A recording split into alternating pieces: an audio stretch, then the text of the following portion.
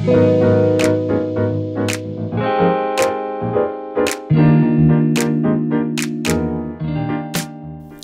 to Civitas LA, where we feature diverse and emerging leaders who make up this dynamic region and are creating community every day and building a better tomorrow. In these bi-weekly conversations, we hear from, learn from, and truly are inspired by a new generation of civic entrepreneurs who are forging a path forward in making Los Angeles a stronger, more resilient, and connected group of citizens. Now, more than ever, we aim to elevate civic discourse, foster community connections, and promote civic knowledge and engagement across our region while elevating diverse and emerging voices in this conversation. So joining us today, calling in, we are delighted to have Carolyn Ramsay, Executive Director of the Los Angeles Parks Foundation. As we continue to celebrate women who lead during this Women's History Month, Civitas LA has been truly, truly blessed by having some great dynamic women leaders from our region join our program. Carolyn comes with over 20 years of grassroots organizing, nonprofit management, and service in city government focused on parks and open space and creating a more wholesome, livable Los Angeles. One thing to note personally, I've had the pleasure of working with Carolyn in her previous role when she served as Chief of Staff for former council member Tom LaBonge for the 4th District. As many know, in this particular district is the home of Griffith Park, one of Los Angeles's most iconic open space resources. And we also are just sort of saddened by Councilmember Tom LaBonge's passing suddenly in January of this year. Such a devoted fan of the city of Los Angeles, such a devoted fan of open space, and a person who simply loved Griffith Park and all that it stood for our region. So we are just, humbled to be able to dedicate this particular episode with Carolyn Ramsay in loving memory of former council member Tom LaBonge. So Carolyn, on behalf of Civitas LA, welcome. Thank you for calling in today. Thank you for having me. And also thank you for dedicating this to Councilmember LaBonge, who was my mentor, and I was his partner in a lot of great green space improvements throughout the 4th District. And I loved every minute of working for the city for him. He will be missed. That's wonderful. Carolyn, as we introduce today's episode, share with us your background. Introduce our audience to Carolyn Ramsay. I have lived in Los Angeles for 31 years, and I grew up moving around the country because my father was a coach in the NBA. So I have brought a lot of knowledge about different places in the United States to my move to Los Angeles when I was a young mom. I immediately noticed that we didn't have enough parks in Los Angeles. And I kind of filed it away because I was busy making a living, raising a family, et cetera, et cetera. But then a group of people started to kind of a movement, this ad hoc movement to create more parks in Los Angeles in the late 90s and early aughts, and found ways to support that movement as just a resident, a mom, dragging her kids to tree plantings in different neighborhoods, and then as a community leader. And eventually I was able to turn that into a career. And so I feel very lucky. I'm grateful to all the people who started this movement a long time ago. Los Angeles is much greener than it was then. We have about 50 more parks now than we did when I moved here in 1991. Well, that's great, Carolyn, and we're going to get to all of that. But as a podcast that's focused on our greater Los Angeles region, one of the things we like to do is just sort of warm up the conversation, not only with the introduction by you to us, but let's get an inside look at your Los Angeles through our lightning round questions. So, are you ready? I'm ready. Favorite restaurant or two in Los Angeles? I'm going to name 3. Okay. Sorry, okay. I'm bending the rules already. Okay. I love Little Dom's in Los Feliz, Alimento in Silver Lake, but my favorite has to be Osteria Mama right here in Larchmont. The food is fantastic. You're always welcomed with a big smile. I love the entire staff there. It's our go-to. No question about that. And I'm going to second that. Favorite watering hole? You know, I never go out drinking. I'm Okay, so sorry. we will keep going. Since you gave us 3 on the first one, we'll go to question number 3. Favorite place to take a visitor to our region? It has to be the Griffith Observatory on a Friday night when it is packed with people, and the whole hillside there of Griffith Park is alive. Unbelievable. Favorite hidden gem? Tell us something we don't know. There's a little park just west of downtown called Vista Hermosa. It's actually run by the Santa Monica Mountains Conservancy, and it is a gem. It was one of the new parks that has been developed here, probably opened about 20 years ago. It was designed by Mia Lair, a landscape architect in Los Angeles. Sure. And it's beautiful. I hope you'll go. Okay. Favorite street food? Oh, it has to be, tacos. Tacos anywhere, tacos from a truck, tacos to Madre in Larchmont on my way home from work. Okay. Favorite neighborhood? Larchmont. I've lived here the whole time. I will second that as well. Carolyn, that was great. Really appreciate your insights and a look at your Los Angeles. So let's begin today's conversation. Give us an overview of the LA Parks Foundation, its founding, and the work that you all do. So in 2008, a group of people, notably Barry Sanders, who is then the chair of the LA Parks Commission. Okay. We were nosediving into the Great Recession, and he took one look at the city budget and said, oh my gosh, the parks need a foundation to raise money because we're going to have huge holes in this budget, and it's going to be hard to operate all these parks.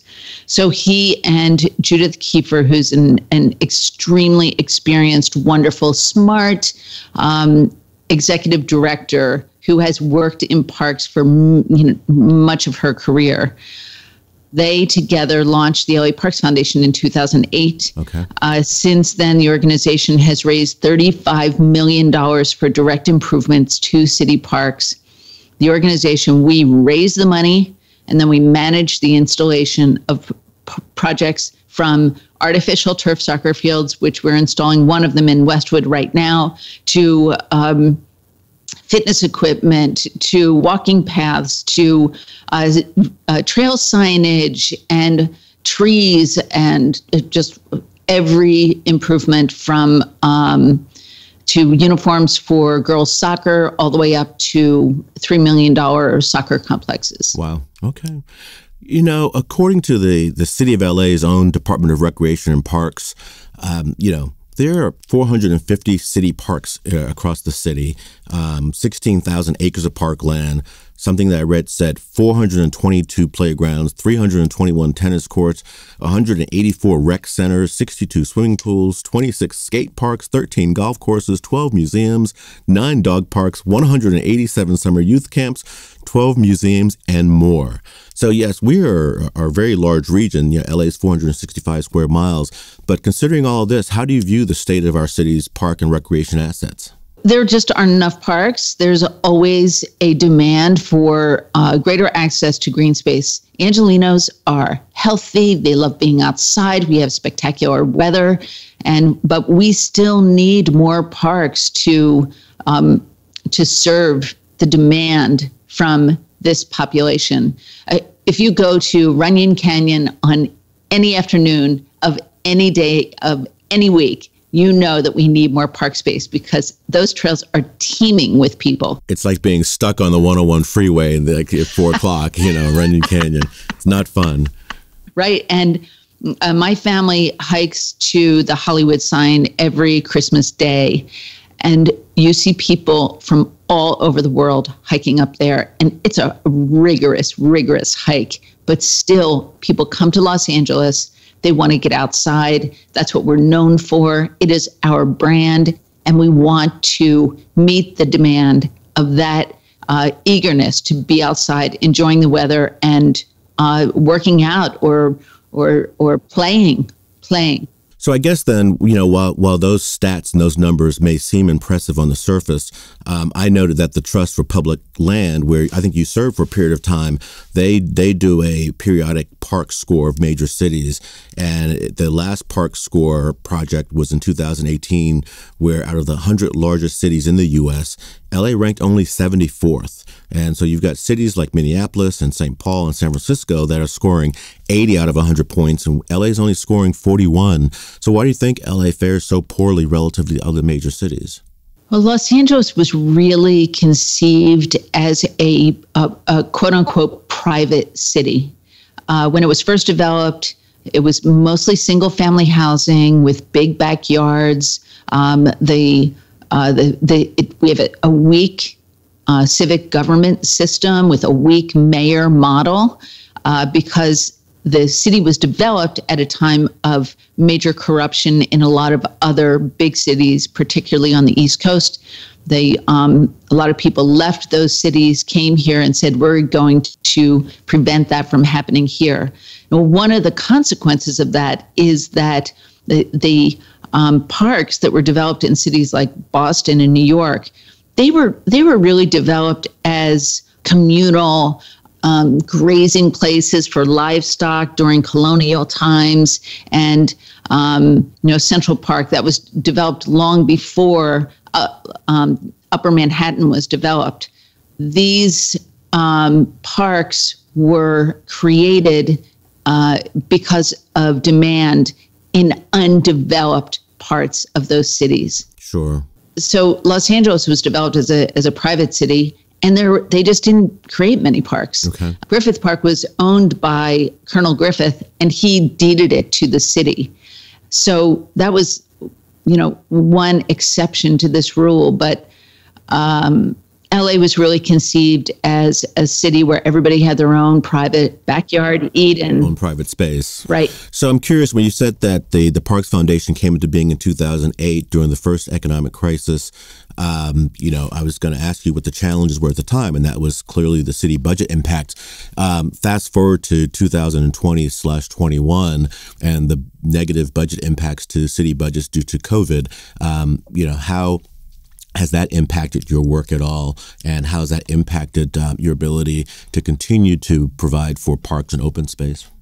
Since the park facilities were closed, the Parks Department shifted to its role as the emergency services organization of the city of Los Angeles. They opened rec centers to house the unhoused neighbors of Los Angeles. And they opened daycare centers for the children of first responders. So the LA Parks Foundation, we couldn't raise money for girls' soccer uniforms. So we pivoted to raising money for housing, for emergency services. We found a donor who provided hotel towel services. That's what they did. But their business was just tanking at the time. So we hired them to deliver clean towels to our homeless shelters in rec centers. Okay. And that was really successful. And it had become a public health imperative that we find clean towels for the residents, for their health and safety, as well as for the staffs of those centers. And so a private donor funded that for about the first 3 months of the homeless shelters. So that just gives you an idea of how we pivoted during COVID. When the city opened up day camps for kids in the rec center so that parents could go back to work, we raised money for air conditioning, for projectors so that they could show movies, for all kinds of sports equipment, science kits. They needed everything. Sure. In furthering the mission of the organization, which is really to enhance, expand, preserve, and promote public recreation, let's talk about the various programs and services that you do provide and how those will evolve in a post-COVID environment. Can you speak to some of these programs, such as, I guess Adopt a Park is one? Yes. So our Adopt a Park program is actually doing really well during COVID because, as you know, Angelenos finally understood how much they love and need their city parks during the pandemic. It was amazing to see how much people were enjoying and really loving being on our hiking trails and going to their local city park just to enjoy being in the outdoors, not for a soccer game, not for a yoga class, not for their dog obedience class, but just to enjoy. So that led to new adoptions of our city parks. For example, a foundation called the Seacan Foundation adopted Hollenbeck Park because the principal of the foundation's father had been in a nursing home near that park, and she came to really love it. And Carolyn, can you share with us where that park is located? That's in Boyle Heights. Okay, great. And it's one of the early parks of Los Angeles. It has spectacular trees, and it's in wide open spaces. It has a lake in the middle. It's really beautiful. Okay. So not only that donor, Annette Seacan, but other donors stepped forward and said, this is a great park. I want to support it. And so they donate money between $25,000 and $50,000 to the Parks Foundation. We work with the community and the park leadership to identify what needs the park has at that moment. And then we do the project management to install the projects that the community wants, that the Parks Department wants, and that the donor wants to support. Gotcha. So that has led to all kinds of wonderful relationships between donors and local parks. And how does Adopt a Park differ from your friends of the parks? So what's your local park? I go hiking Griffith Park. Okay, so there are a lot of people who live around Griffith Park who want to support it. So we created a fund, and we say if you just tell your friends if they want to support a change or an improvement in Griffith Park, they can donate to this fund. So we have hundreds of funds for parks throughout the city. Okay. And when the director of that park needs something, anything from, we need to restore this statue in Griffith Park, for example. They'll call us and say, is there any money in the fund? And we say, yes, you have X amount of dollars, and they are able to connect us to the vendor they want to use, and we negotiate a deal and pay them. Gotcha. And then you've got something called Donate a Bench. Yes. That seems to be a very accessible way for people to get involved. Tell me about that. So we have park benches throughout the park system. And we have a lot of parks that don't have benches that need them. So donors reach out and say, I want to add a plaque to an existing bench, or I would like to donate a bench at this park in honor of XYZ. It's often, in honor of a mom or a dad or a relative. And we work with the city to install the bench and install a plaque. So that's really a fun, community-oriented program that we have. Can I ask? What's the dollar entry point for someone to participate in any of these initiatives? So the Donate a Bench is to actually have a bench installed with a plaque is $5,000. Okay. We have had such great demand during COVID that we have actually paused that program until the summer. Because the Department of Recreation and Parks, which does the installation of those benches, is going through a change in their staffing. A lot of people took early retirements that were offered as a way for the city to save money. So it's because our city staff does the installation, we are pausing that until the summer. Gotcha. So those are some existing initiatives, but as you sit back and reflect on COVID and what the city looks like in terms of its park needs and challenges going forward, what are some other key initiatives that your organization is looking at? kind of in response to COVID or just before it, we developed a program called the LA Park Forests. Okay. And we are installing groupings of between 12 and 20 mature trees in inner city parks that just don't have enough tree cover.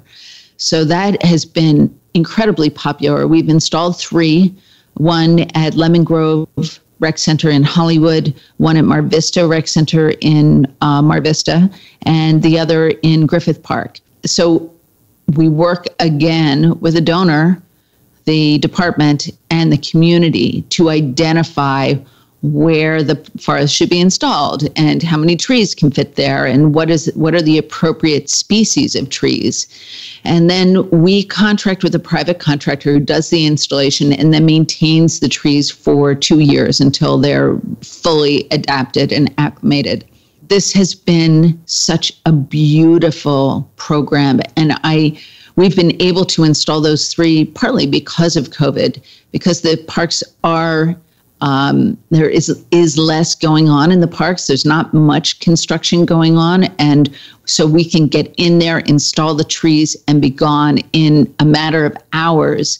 And then it's just a matter of maintaining them. Mm-hmm. But the Mayor Garcetti, has an initiative to plant, I think it's 90,000 trees in Los Angeles by the end of 2021. So when we launched this initiative, they said, well, can we count your trees into our 90,000 count? We said, absolutely. Sure. And we've worked very closely with the city forester, Rachel Malarich, on identifying which areas the city need the trees the most. Mm-hmm. She had developed a shade map of of the city, which is really fascinating. And the urban core of the city, which will be no surprise, has the least amount of tree cover. Wow. So we're really focusing on the areas around downtown so that we can really provide more shade in the most densely populated neighborhoods, sure, which also have the fewest trees. Yeah. Well, that takes us to the whole, issue again of equity. And in this conversation, obviously, park equity. I saw that the city had its own citywide community needs assessment, and they found that many communities simply do not have parks within a reasonable distance. So as we think about around park equity in the city and neighborhoods that just neighborhoods that were developed without, parks, open space in mind, how are you working with the city to address some of those challenges? It's an ongoing struggle, believe me. What we do mostly is maximize the benefit of the existing parks. The existing However, assets, okay. Mm-hmm. But we have raised money and installed new parks in the urban core in the last, since we were founded 13 years ago. It's harder now than it was during the last economic downturn because our property values have continued to escalate and in this moment, whereas in 2008, property values declined and there were opportunities to buy up empty parcels and convert them into parks. I was actually going to touch on that because obviously you served in a leadership role at City Council. So the ongoing development challenges here in the city and the battles between developers and community and neighborhood councils and the needs for more affordable housing. So I was going to ask you how you view that intersection of need for open space, yet the cost to develop that space when you've got city budgets that have been decimated because of COVID. So how do we go about creating those open spaces in such a high value climate? We're going to have to see what the economic impact of COVID really is. I don't think we're going to know that for a little while. We don't know what the impact is going to be on commercial property, for example. We don't know what the impact is going to be on the workforce. How many people will continue to work at home? Will we still need all of this office development that has already been approved? We'll have to wait and and really analyze the impact of COVID on the workforce and on development. We have a tremendous need for housing right now, of course. Right. It's a desperate situation in the city. But I think there's a possibility of needing less commercial development for office space. And then we'll be able to get more parks. Sure. Well, I know as we talk about overall needs of park equity, I know your organization has really worked closely with the city's Rec and Parks Department on gender equity as well. And I saw the University of Virginia had a study a couple of years ago saying that if young women don't participate in sports by the age of 10, there's probably only a 10% chance that they'll be physically active when 25. So I'm curious to know, how your organization is working with Rec and Parks to promote greater gender equity here in the city of Los Angeles as well. Oh, that's a great question. The city has developed a really just spectacular initiative called Girls Play LA. The idea was to get girls into after-school athletics. So, and for all the reasons that you identified, it creates lifelong habits, but it also builds girls' self-esteem. They're less likely to become victims of domestic violence, for example, if they're athletic when they're young. Girls achieve better in sports. When girls achieve in sports, they do better in school. So this initiative started about 5 years ago. We've gotten tremendous support from foundations and also average Angelenos who've donated generously. What we do is we pay the coaches, we raise the money to pay coaches, buy uniforms, and also recruit athletes to become officials and coaches at their local rec centers. And when we started, boys were about 78% of the athletes in average after-school programs in Los Angeles, and girls were 22%. Now girls are 54% of the population of athletes in after-school programs. So that gives you an idea of when you offer it, girls jump at it. And we offer all kinds of soccer, basketball, volleyball, cheer, dance, hip hop. It's been a wonderful, wonderful program. That's amazing. Well, I know you've touched on the various programs and services that you offer, and you've hit on a number of times about either individual donors. You've talked about foundations.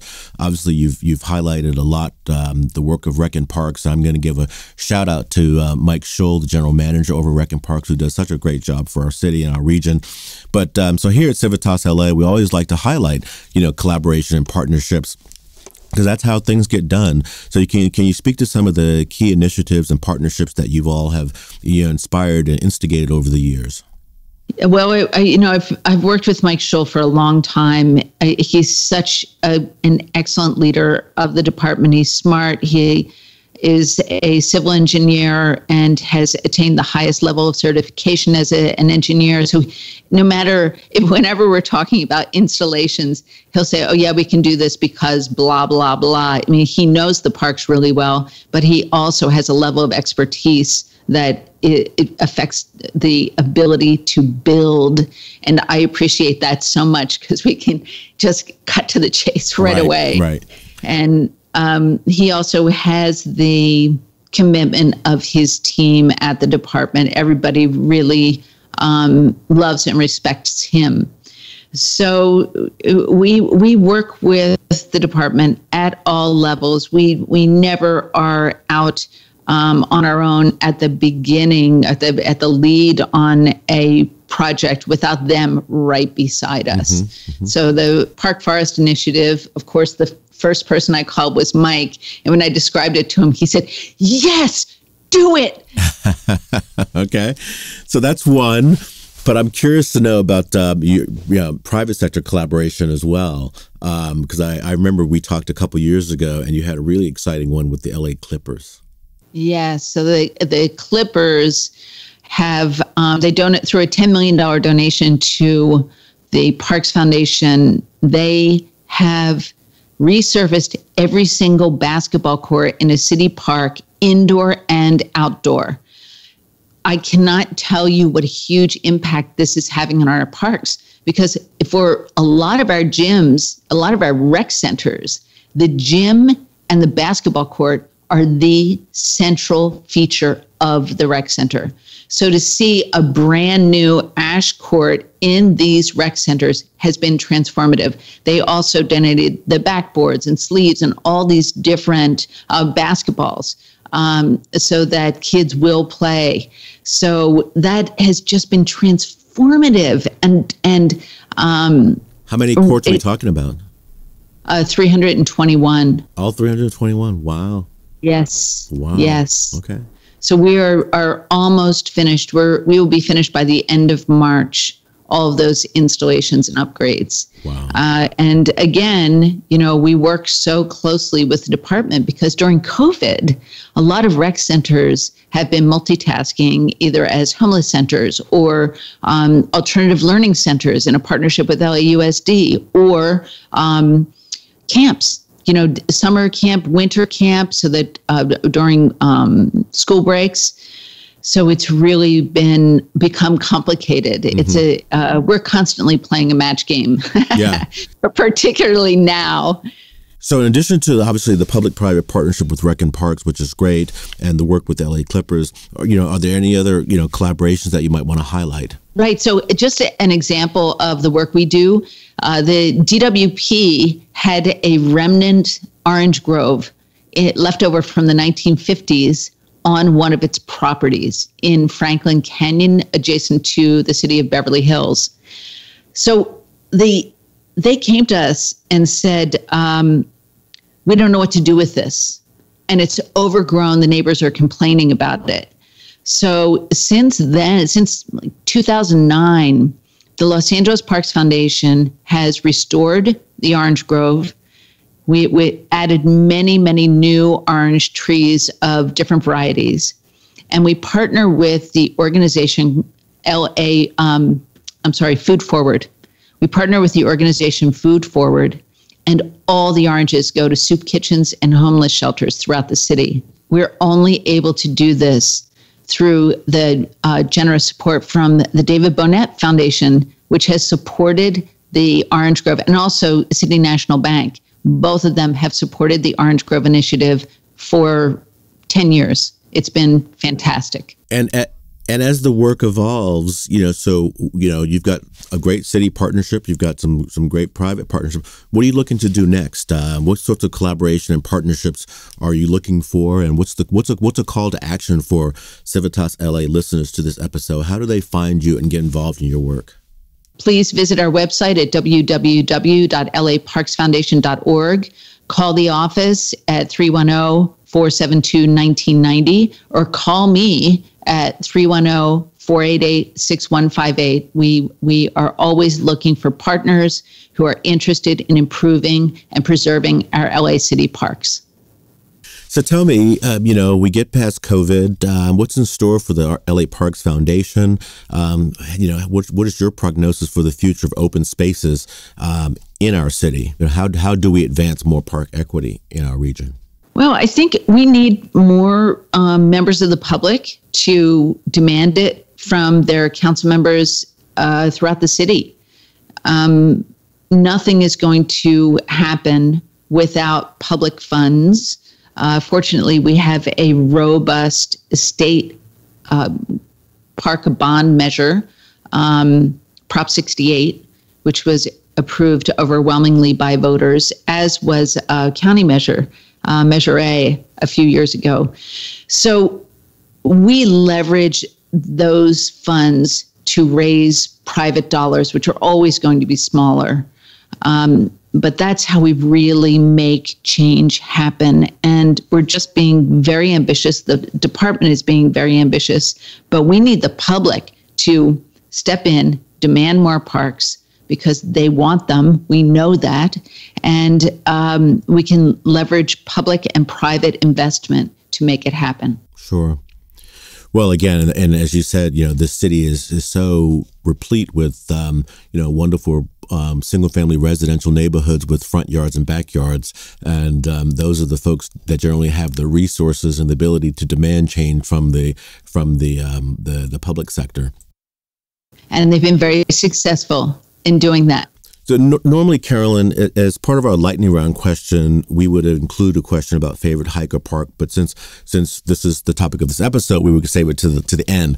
But I'm going to digress a little bit because my research assistant and program manager, Timothy Halligan, and I were really taken by the fact that when we did the first 20 episodes, and we would always ask the question, what is your favorite place to take a visitor to Los Angeles? I would say 70% of the time the responses tended to be an open space, a park, Runyon Canyon, Griffith Park, the beach, etc. Being a New Yorker, I might say Madison Square Garden or the Museum of Modern Art or whatever. Or here in LA, I might even say the Hollywood Bowl, which is my favorite place of all time. But I was curious to get your take on why is it that the open spaces are the favorite places for Angelenos? Because of the weather.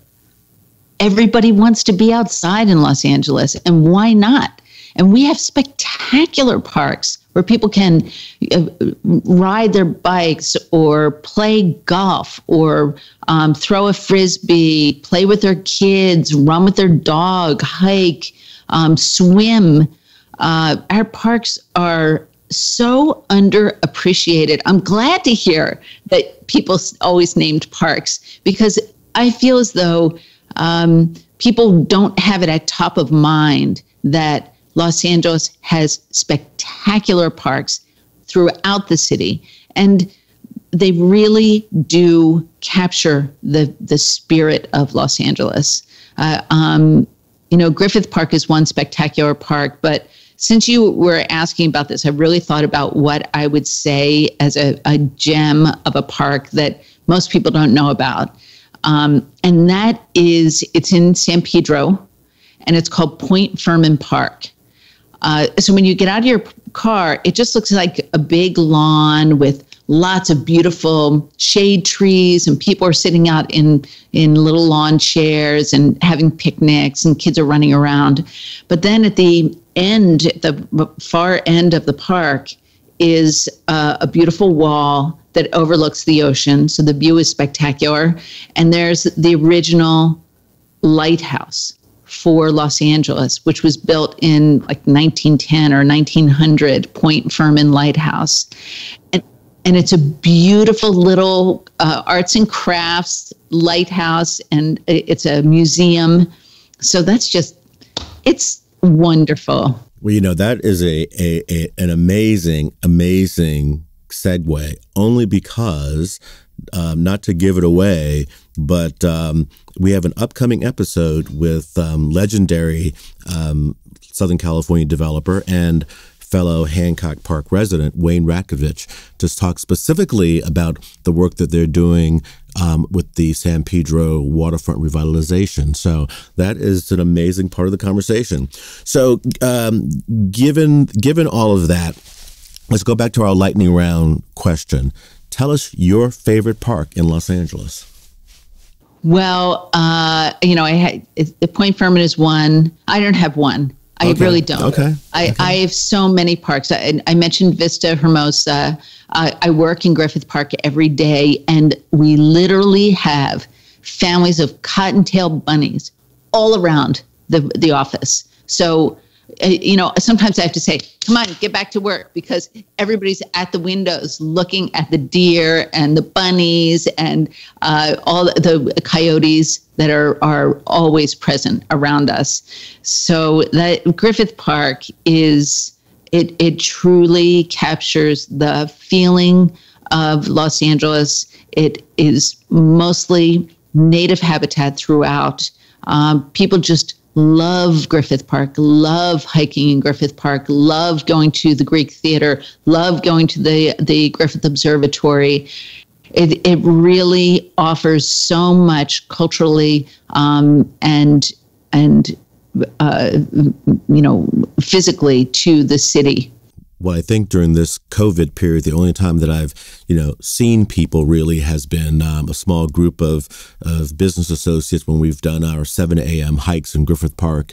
And certainly it was always a delight to run into Councilmember Tom LaBonge on his morning walks and toss the football around. So I know that park and that space and that place meant so much to him as well. Yes, so we have, in honor of him, we created a Tom LaBonge Memorial Fund for Griffith Park. Anybody who is interested in supporting that, it would be much, much appreciated. There is information on our website, again, www.laparksfoundation.org. We are doing habitat restoration with this fund, and we're very, very grateful to our many donors.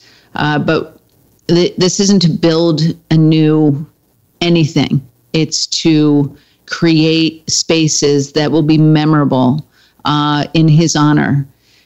For example, there's a great hike. I don't know whether you've ever been on it, to a place called Cedar Grove in Griffith Park. Have you ever been there, Dwayne?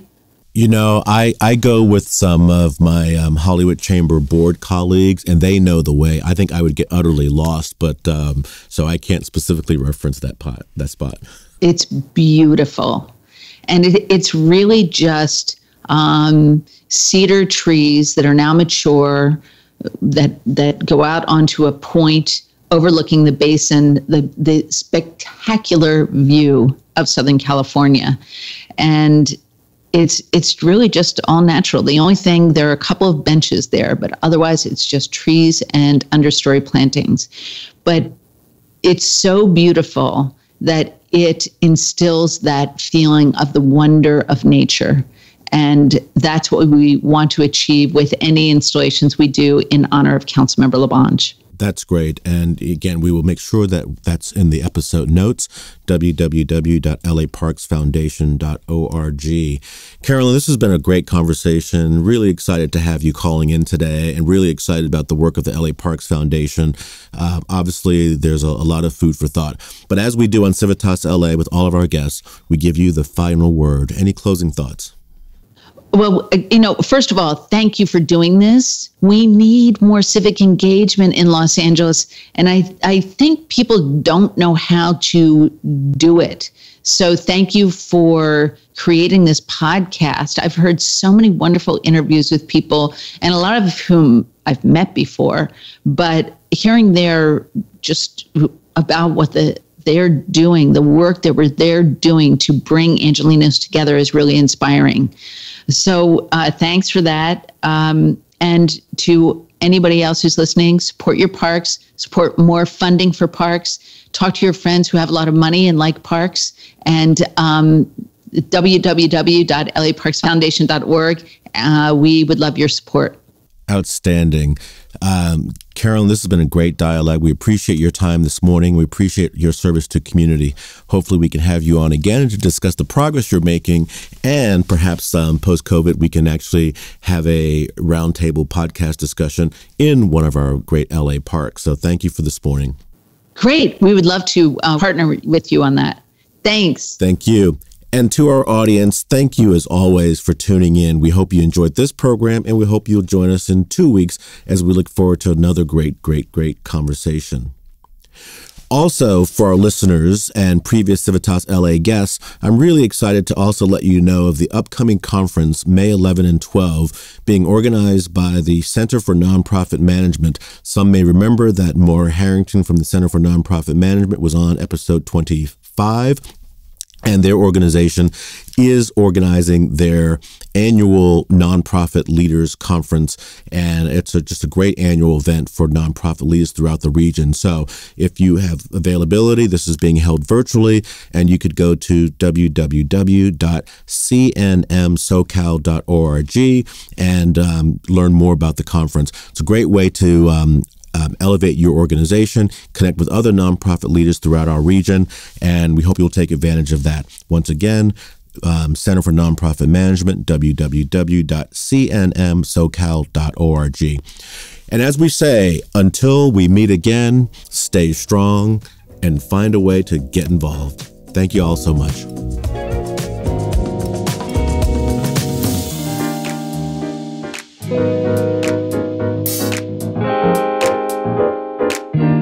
To learn more about Civitas LA and share feedback on this program, or if you have a recommendation about future programs, please visit our website at www.civitasla.com. And if you're on our site, we invite you to take our listener survey and offer your suggestions. We also invite you to visit our support page and consider ways that you might support this work, including through the purchase of some great new merchandise that we have, including a great Civitas LA tote bag and an outstanding Civitas LA face mask, which everyone is wearing right now. And finally, as we grow our Civitas LA family, we invite you to connect with us on Facebook at Civitas LA, Instagram at Civitas_LA, and on Twitter at Civitas_LA.